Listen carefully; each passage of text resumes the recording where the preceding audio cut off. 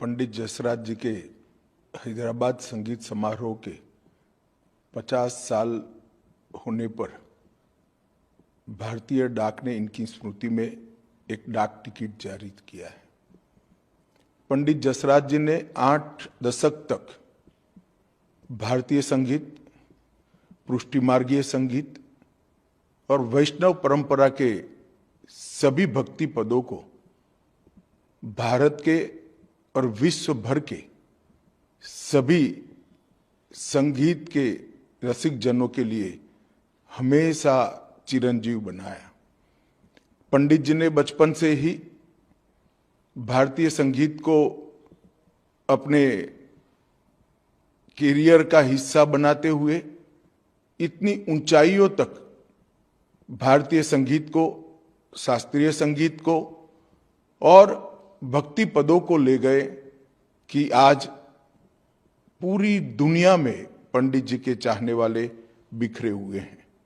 अष्टसखा के भक्ति पद पंडित जी ने इतनी बखूबी गाए कि नजर के सामने ही जब वो गाया करते थे भाव विभोर होकर, तो कृष्ण की मूर्ति हूबहू खड़ी हो जाती थी।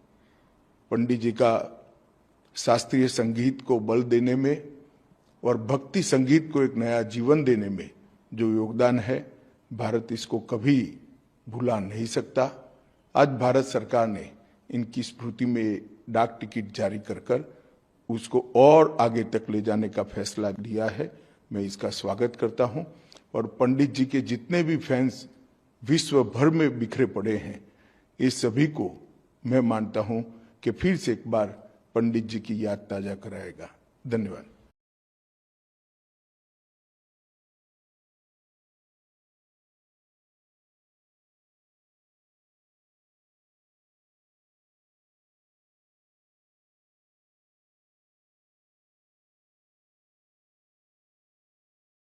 पंडित जसराज जी के हैदराबाद संगीत समारोह के 50 साल होने पर भारतीय डाक ने इनकी स्मृति में एक डाक टिकट जारी किया है।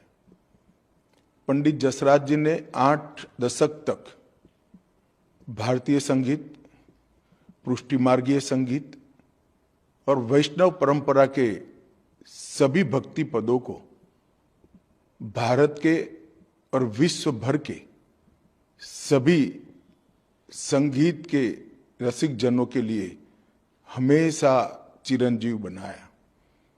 पंडित जी ने बचपन से ही भारतीय संगीत को अपने कैरियर का हिस्सा बनाते हुए इतनी ऊंचाइयों तक भारतीय संगीत को, शास्त्रीय संगीत को और भक्ति पदों को ले गए कि आज पूरी दुनिया में पंडित जी के चाहने वाले बिखरे हुए हैं।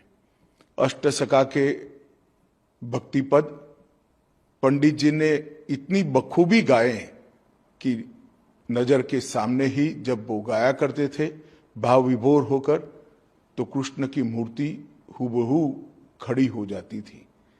पंडित जी का शास्त्रीय संगीत को बल देने में और भक्ति संगीत को एक नया जीवन देने में जो योगदान है, भारत इसको कभी भुला नहीं सकता।